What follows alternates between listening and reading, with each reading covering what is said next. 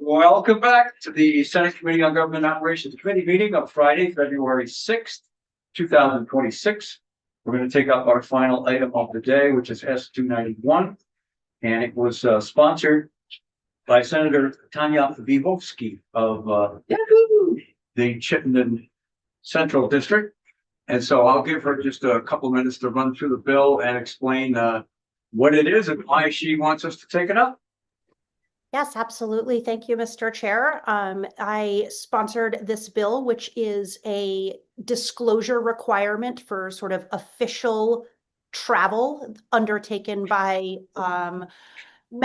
some members of the executive branch and our elected officials. I want to be clear, this is not a prohibition on that travel.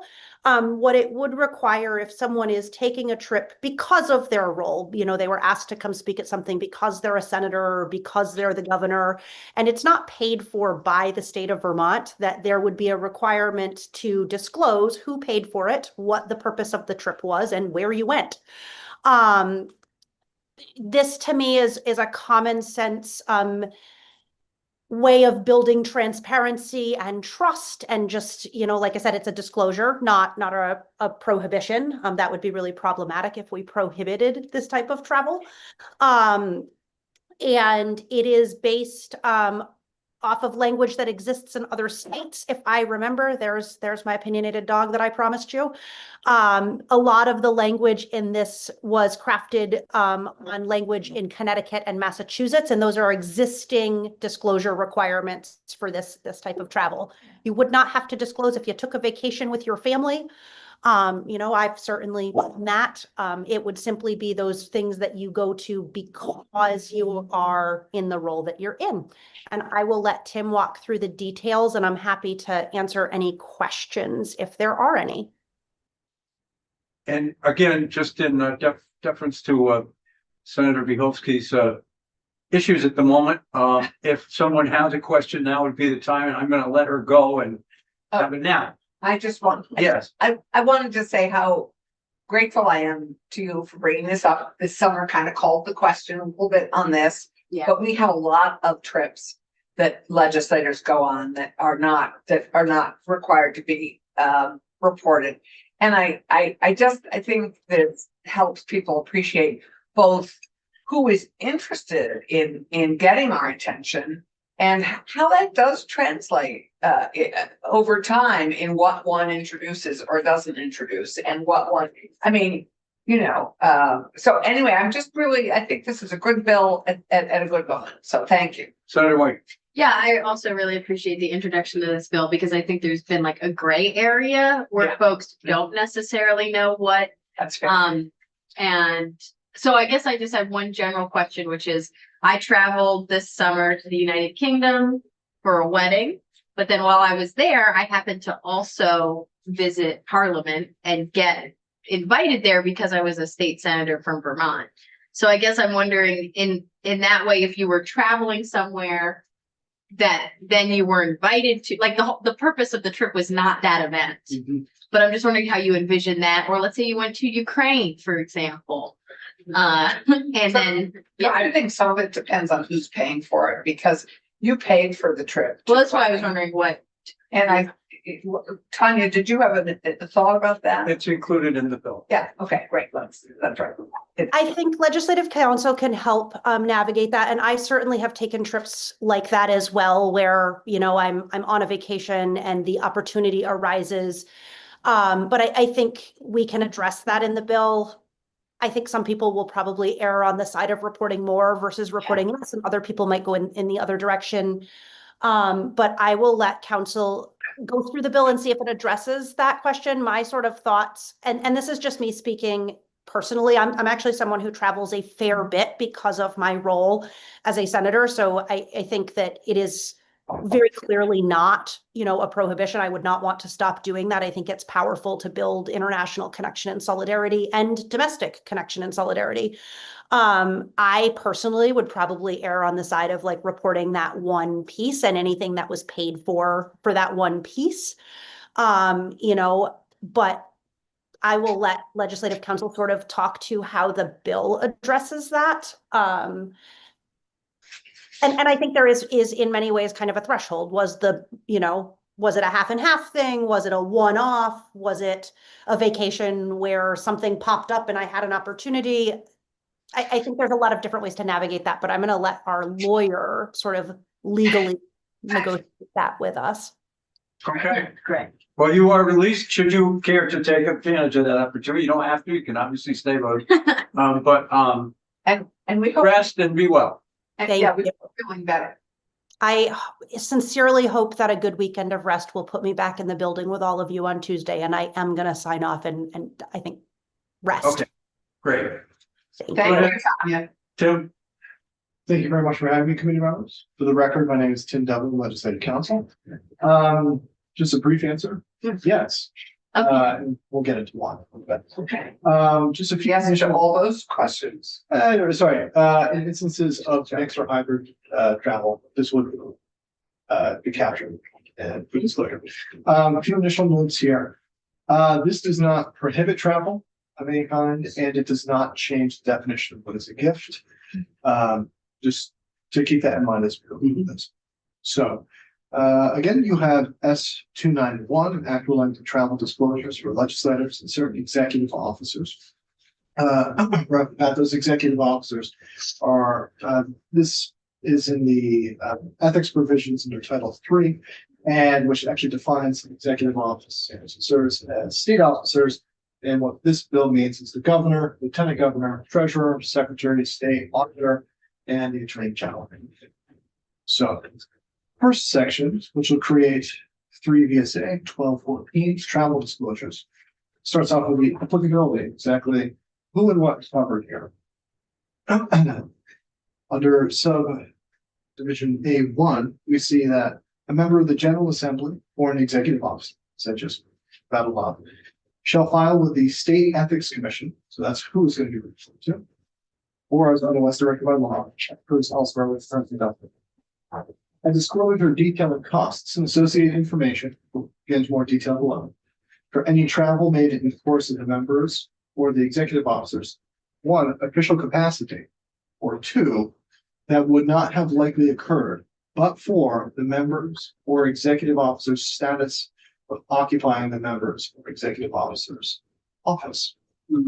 So it's good to just pause there and reflect for a moment that this is beyond something that would be done in common part of your duties or executives duties, but it would really be kind of what you're describing before, that as a matter of you holding this office, you were invited to whatever that might be, because you're a senator or the auditor, whatever that may be. So 2, notwithstanding subdivision 1, we have here an exception. A member of the General Assembly or the executive officer shall not need to file a disclosure if the travel is fully paid by the member, or that is for the executive officer, or is fully paid by the state, another state, or the federal government. It's really U.S. governmental entities. If those are footing the bill, or if the individual is footing the bill themselves, there's no need to disclose. So then we have, let's see, we go into B, contents and design disclosure. So what needs to be disclosed and who is actually creating form. B1 reads in, a member of the General Assembly or executive officer shall disclose in writing A, the purpose of the travel, B, whether the travel was purely in the members or executive officer's official capacity or made for another purpose, C, the itinerary of the travel, including dates of travel and any stopover or intentional visit to another location prior to the destination of travel. And D, with reasonable particularity, any expense, payment, or reimbursement received for all costs associated with transportation to and from any destination, and food, refreshments, tickets, admissions, entertainment, lodging, and anything else of value, whether for cost or in kind associated with that travel. Then E, continuing the list of things they need to disclose, the date of any expense payment or reimbursement, And F, which elements of the associated travel costs were orchestrated or paid for by Romanet 1, the state, 2, the member or members, executive officers own person, or 3, any other source, including associations, lobbyists, political committees and parties, and individuals. So back to your question, Senator White, we have here contemplation of the scenario of mixed funding for travel, or just mixed exposure.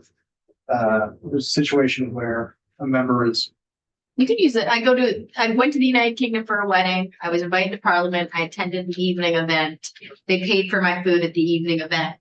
They didn't pay for my ticket to the UK. They didn't pay for my travel to the Parliament Or for your hotel. or for my hotel. So my understanding would be I would just have to disclose the meal or like the, You would have to disclose more Okay. than you you have to identify which elements, and I think if certain elements were paid wholly by a person, you want to have to well, Actually, just have to disclose the mail, it sounds like. well, I don't know. It might be slightly. versus the actually I have to think a little bit more Okay. about that, whether you would actually have to state, the dollar item for everything that you paid for yourself versus, the state would also. Let me think about that a little bit more. But certainly for any sources that, weren't the state, weren't the federal government or your own, essentially this F3 here, any other sources, so associations, lobbyists, political committees, parties, and individuals, they would have to be identified, right? The costs described in particular detail. Yes, and So just another question that has come up. When I like to travel internationally for anything, I tend to like to bring my spouse. Mhm. And we went to the international conference around biodiversity, and that was fully paid for because I'm a state senator and I was a delegate representing Vermont. But they also compensated me for part of my husband's travel as well. How would I have to, it doesn't say anything about spouse or staff or anything. So my assumption is I would only have to disclose what I don't necessarily, I would feel that I probably in the So best place, My guess is that's something we should address Yeah. when we take this up. because I think, okay. Right, it is largely silent on that point right now.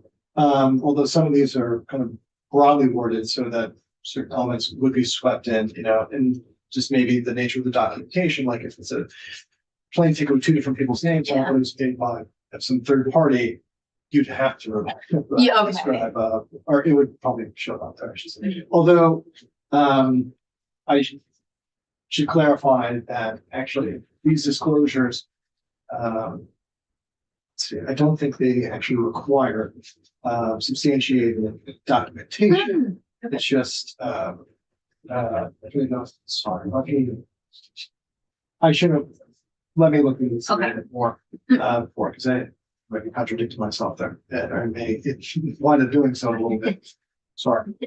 I'll go through that. So now, on page 3, 2, the General Assembly or the executive officer shall attest to the veracity and completeness of the disclosure information signed at the date of disclosure. So that's attestation, signature required.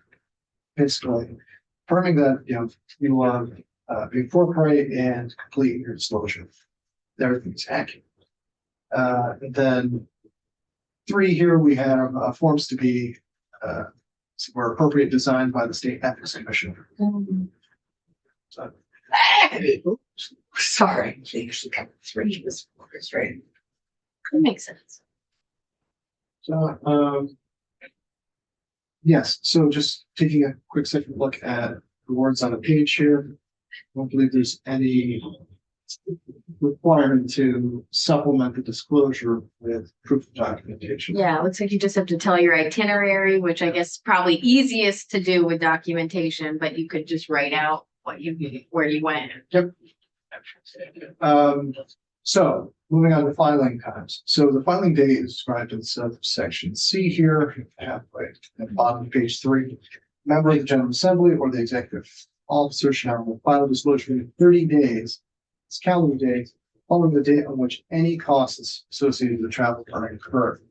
So that could capture buying plane tickets ahead of time, so actually before travel occurs here.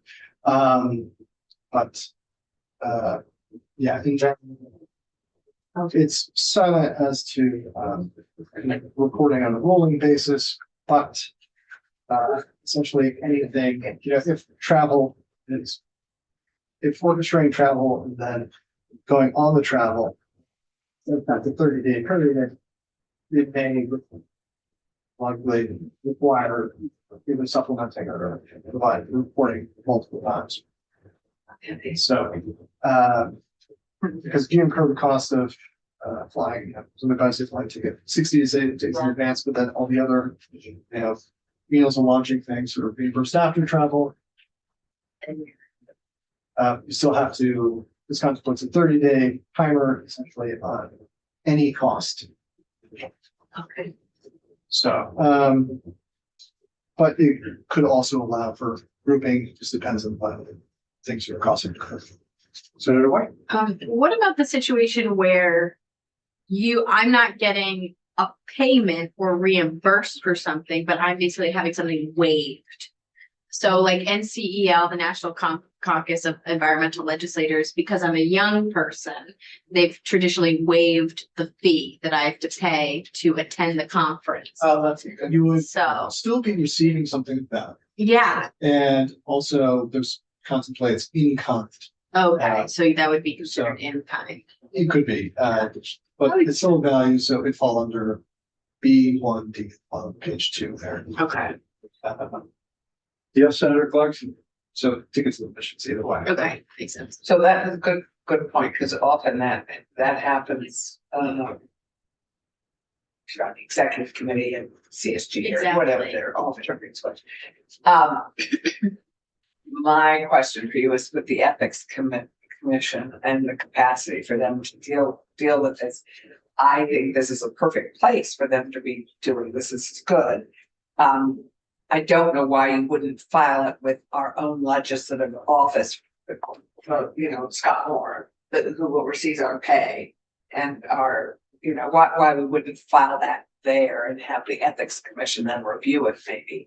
But You could, anyway, I just think until we have capacity, and I'm hoping that after this session, the ethics commission will have more capacity, but until they do, this is putting an additional burden on them of 180 legislators plus the executive officers. It just says we have to file it. It doesn't say they have to do it. Well, that's true, but one would hope they would review it. Okay, well, Anyway. the last provision is just, in my view, a potential conflict of interest. yes, So we're back to the bill.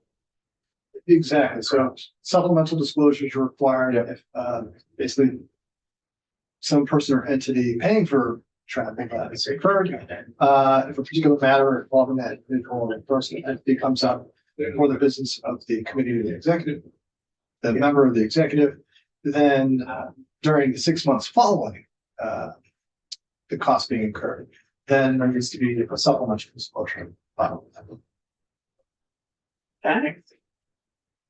Okay. I- Yes, Senator. I hope we take this up, and I think this is a good, as I said, a good bill for this moment. And think about, give you ideas for Senator White. Yeah, I completely agree, Senator Clarkson. I would really appreciate us taking up this bill, not necessarily as I do have some specific commentary about the trip where representatives went to Israel and it was paid for by the Israeli government. I definitely had concerns about that. I also have taken trips that have supported Taiwanese government. they've been paid for by. Yeah, exactly. We're on the same trip. Yeah, so I also think that, however people feel about either of those scenarios, I think it's important that there's transparency, especially when it is a foreign government. Okay, thank you very much. Very welcome. Have a good weekend. Thank you, you too. let me just again, reiterate. I'm doing my best to at least take off the wall for purposes of running through a bill. We appreciate it. There are bills that, in my view, probably won't be taken any further, but we'll see whether this falls in that bucket or not. I want to go over next week's agenda. Yeah. Which we did finish, although We have a draft of it. it's already posted online. It is. Unfortunately, I wasn't able to include, actually, you know, we're doing a schedule thing. I don't think we need